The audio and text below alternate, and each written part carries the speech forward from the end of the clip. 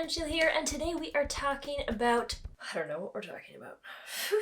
Hey friends, Sheila here, and today we are talking about free bike touring apps. What are the best apps that you can get for absolutely zero cost? Today I'm going to be sharing 7 free apps I absolutely love. They cover a bit of everything. Some are route planning, some are for accommodations, some are for budgeting. We have a bit of everything and I can't wait to share them with you. So let's dig in. App number 1 is Google Maps. Yes, this is one you have almost certainly heard of and used, but I'm going to show you some things that make it particularly great for bike touring. I use Google Maps as my jumping off point when I'm planning a route. It is the place that I start. So let's say you're going to Scotland and you want to see Edinburgh and you want to see Inverness. You punch them in and they will give you a loose route, and you can choose cycling as your transportation option. The reason I like to start with Google Maps is because it is so simple to use. You can just keep punching in different things to get a whole bunch of options. Now I do find Google Maps tends to use the most direct route, so not necessarily the safest or the quietest or the most scenic,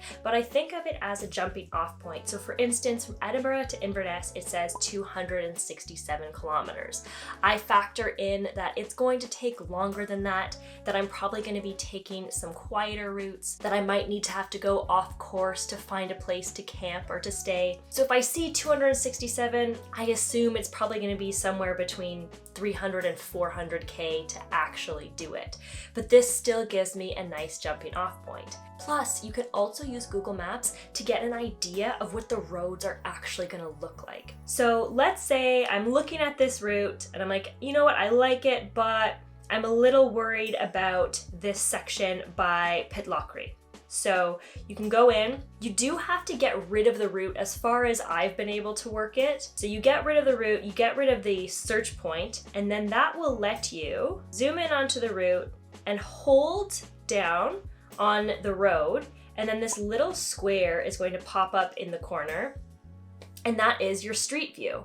So you can tap on that and you can actually see what the scenery is like, what the road is like. So you can see if there's going to be a lot of cars, if it's a busier road, is there a shoulder? Now this doesn't work in every situation. The street view is only going to be available for places where Google sent a camera to capture the area. So a lot of quieter roads might not be captured, and certain regions of the world aren't captured as much. So it doesn't work for everything, but if you're traveling in an area that is well captured by Google Maps, this can give you a great sense of what you're going to see along the way and what the roads might be like. One thing to keep in mind is that for many parts of the world, Google Maps doesn't have a cycling option. It doesn't know where you're supposed to go if you're a cyclist, in which case I typically punch in walking, not expecting to actually use that route. Again, it's just a jumping off point to start giving me a sense of roughly how long it would take me to get from one place to another and what kind of resources and cities are nearby. I find this as a helpful jumping off point because Google Maps is so easy to use that if I think, hey, you know what, I have 7 days off, what can I see? I find it the easiest way to just start plotting in points and getting a sense of where I might want to go based on what I can see. You gonna be in the video today? She's just gonna have a little snooze. And once I've done that initial plotting, it brings me to app number 2, which is Komoot. So just like I plotted out Edinburgh to Inverness in Google Maps, now I'm going to do it in Komoot. And so Komoot has plotted out this route from Edinburgh to Inverness. In Komoot, you can select if you're a hiker or a bike tourer, and it'll create routes for that method of transportation. Komoot is also great because you can see the type of road it is and the surfaces that the road is. So here we can see that 78 kilometers is cycleway. That's great. We also see that the majority of it is asphalt or paved. I use this information to decide if it feels like the right route for me. And it'll give you a sense of elevation as well. Something to keep in mind with Komoot is that it is totally free when you are online. online. So when you have access to Wi-Fi, it is free. You can play with your routes as much as you want. In order to have maps available offline, that's when you enter into paid territory. So if you don't have data on your phone, or you don't want to use your data, or you're going to be somewhere where there isn't good access to data, then you would need to pay. I signed up for their World Pack. It's $30. I think that was US. I signed up for it for a few years ago, but I think that's US, so convert it as you will. But for $30, you get a lifetime access to all the maps offline. So I think it's a pretty affordable option. If, however, that isn't affordable for you, an honorable app mention goes to maps.me. Maps.me has you download different parts of your route as you need them, and you can do this for free. So when you have Wi-Fi or data, you can download the maps that you're going to need, and then you can use them when you no longer have the data. It does take a little bit of planning ahead, but that is a free option. I don't find it as user-friendly as Komoot, which is why I use Komoot more, but I like the routes maps.me suggests sometimes. I find that it often suggests routes with quieter roads, so I'm a fan of it for sure. I've used both Komoot and maps.me. I tend to use Komoot more, but maps.me is a great free option. Number 3 is a weather app, and that is Windy.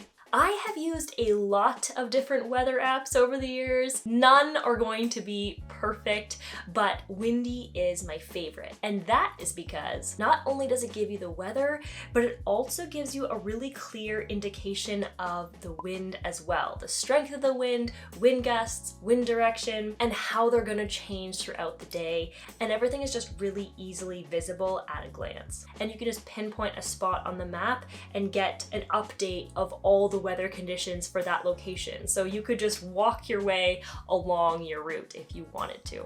Number 4 is an accommodation app, and it is Hostelworld. You just punch in where you want to go, the dates you want to travel, how many guests you are, and it gives you all the hostel options for you to consider, whether private room or dorm room. You can even pull it up as a map so you can find a hostel near the specific location you want. Plus, it has a ton of reviews so you can have a sense of what you're getting yourself into.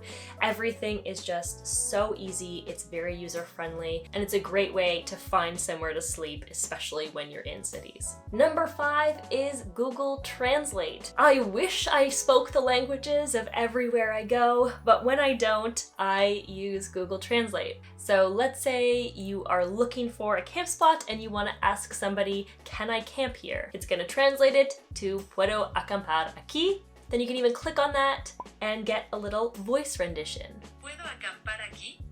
It's a really easy way to communicate with people and make connections when you don't speak the language. Number 6 is Splitwise, and this is a great one if you are traveling with other people. You simply create a group and you add things that each of you pay for, and then you select if you are splitting it, or you are paying for it, or the other person's paying for it, and then at the end it will tell you who owes who what. It's a very easy way to keep track of any expenses. When I tour my own, I just use a Google Sheets spreadsheet, but if you're touring with other people, this is a great way to keep track and split things up without having to do any math.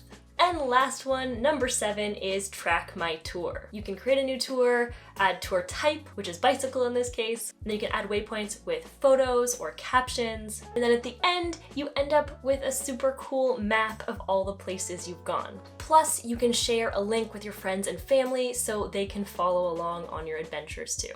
And I find it also acts as a little journal. It helps me keep track of what I saw and what I experienced, and then I can always go back to it. Anytime I want, I can go revisit my past tours. All right, those are the 7 free bike touring apps I absolutely love. I would love to hear from you. Do you have any favorites I didn't mention? Definitely toss them in the comments below. All right, that's it for this one. If you want tips and adventures more regularly, you can follow me on Instagram at sheila.daily. And while you're here, you can also hit subscribe and the little like as well. Thanks for being here. Have a good one. Bye.